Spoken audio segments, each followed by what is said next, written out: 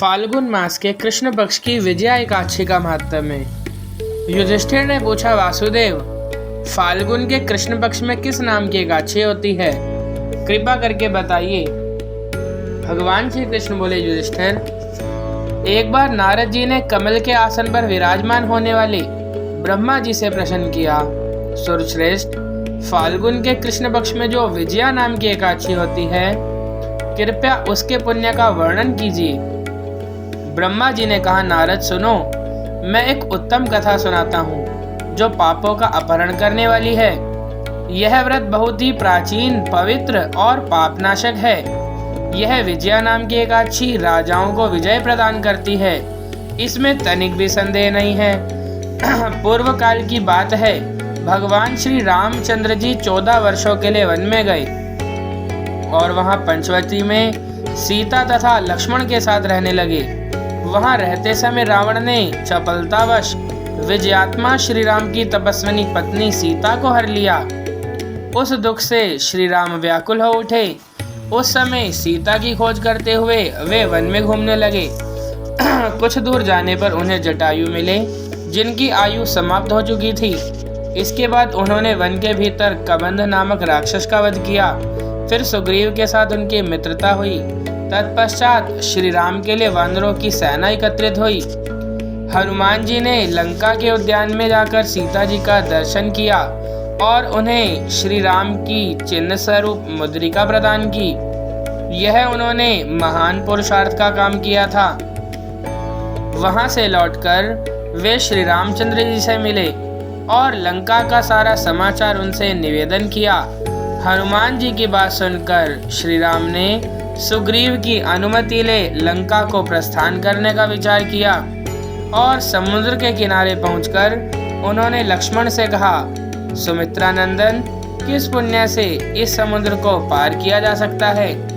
यह अत्यंत अगाध और भयंकर जल जंतुओं से भरा हुआ है। मुझे कोई ऐसा उपाय नहीं दिखाई देता जिससे इसको सुगमता से पार किया जा सके। तो लक्ष्मण बोले, महाराज, आप ही आदिदेव और पुराण पुरुष पुरुषोत्तम हैं, आपसे क्या छुपा है? यहाँ द्वीप के भीतर बकदालभ्य नामक मुनि रहते हैं। यहाँ से आधे योजन की दूरी पर उनका आश्रम है। रघुनंदन, उन प्राचीन मुनीश्वर के पास जाकर उन्हीं से इसका उपाय पूछिए। लक्ष्मण जी की यह अत्यंत सुंदर बात सुनकर श्री रामचंद्र जी महामुनि बकदालभ्य से मिलने के लिए गए। वहां पहुंचकर उन्होंने मस्तक झुकाकर मुनि को प्रणाम किया।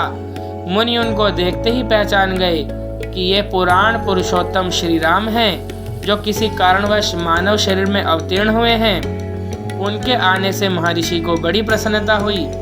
उन्होंने पूछा, श्री राम, आपका कैसे आगमन हुआ? श्री राम बोले, ब्राह्मण, आपकी कृपा से राक्षसों सहित लंका को जीतने के लिए सेना के साथ समुद्र के किनारे आया हूँ। मुने, अब जिस प्रकार समुद्र पार किया जा सके वह उपाय बताइए, मुझ पर कृपा कीजिए। बकदालभ्य ने कहा, श्री राम, फाल्गुन के कृष्ण पक्ष में जो विजया नाम की एकादशी होती है, उसका व्रत करने से आपकी विजय होगी। निश्चय ही आप अपनी वानर सेना के साथ समुद्र को पार कर लेंगे। राजन, अब इस व्रत की फलदायक विधि सुनिए।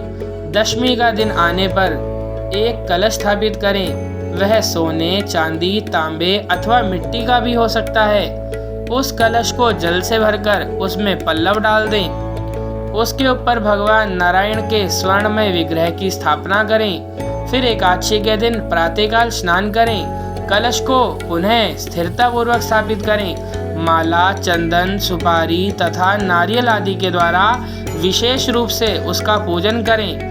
कलश के ऊपर सप्त धान्य और जौ रखें। गंध, धूप, दीप और भांति भांति के नैवेद्य से पूजन करें। कलश के सामने बैठकर वह सारा दिन उत्तम कथा वार्ता आदि के द्वारा व्यतीत करें तथा रात में भी वहां जागरण करें। अखंड व्रत की सिद्धि के लिए घी का दीपक जलाएं। फिर द्वादशी के दिन सूर्योदय होने पर उस कलश को किसी जलाशय के समीप, नदी, झरने या पोखरे के तट पर ले जाकर स्थापित करें और उसकी विधिवत पूजा करके देव प्रतिमा सहित उस कलश को वेद वेत्ता ब्राह्मण के लिए दान कर दें।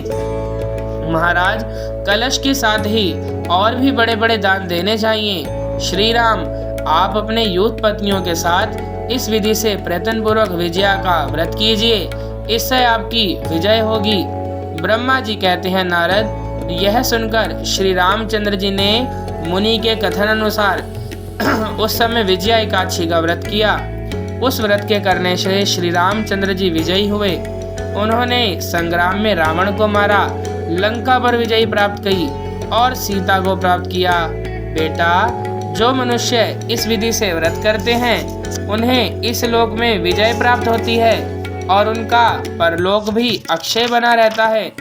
भगवान श्री कृष्ण कहते हैं, युधिष्ठिर, इस कारण विजया का व्रत करना चाहिए। इस प्रसंग को पढ़ने और सुनने से वाजपेयी यज्ञ का फल मिलता है। बोलो बांके बिहारी लाल की जय।